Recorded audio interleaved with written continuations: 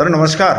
नमस्कार। ये अभी अपने क्षेत्र में फसलें जो प्रभावित हो रही है, जैसे मैं कुछ किसानों के खेतों में भी गया हूँ, वहाँ जाके देखा है सोयाबीन की हाइट तो बहुत ज़्यादा हो गई है और वो रेले के जैसे ज़मीन में फैल गई है ऊपर के बजाय, और उसमें फल भी नहीं लग रहा है। फल कहीं लग रहा है तो उसमें दाने नहीं डले, और यही हाल जो है कपास की फसल का भी है।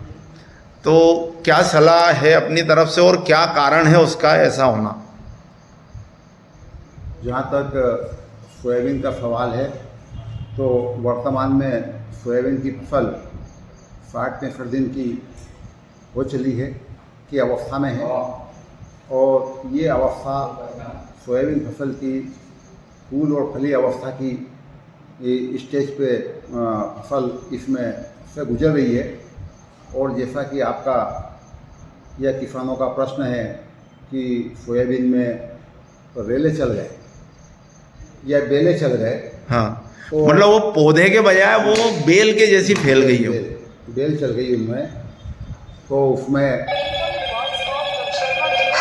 उसमें जो है ये बोनी महत्वपूर्ण होती है, और बोनी में किसान को जो वैज्ञानिक सिफारिश है उसके अनुसार ही आदान मतलब कृषि बीज खाद इनका उपयोग करना चाहिए। निर्धारित दूरी के ऊपर चास से चास और बीज से बीज की दूरी भी निर्धारित रहे तो ये इस स्थिति को टाला जा सकता है। मतलब बोनी के समय ये किसान ट्रेंड नहीं है और ज़्यादा घनी बोनी कर दी, मतलब पास में घना बो दिया है। बीज जैसे कि उनका खेत 7 एकड़ का है। किसान तो ज़्यादातर हमेशा ही बोते हैं, कोई नए किसान तो है नहीं। 7 एकड़ में बोनी करी उन्होंने, गोपाल भाई ने, और वो 7 एकड़ में उन्होंने 2 कुंटल 10 किलो की जगह पे बीज जो है वो ज़्यादा बो दिया, ज़्यादा बोया है, और ज़्यादा बोया है। साथ में चास से चास की दूरी भी कम है।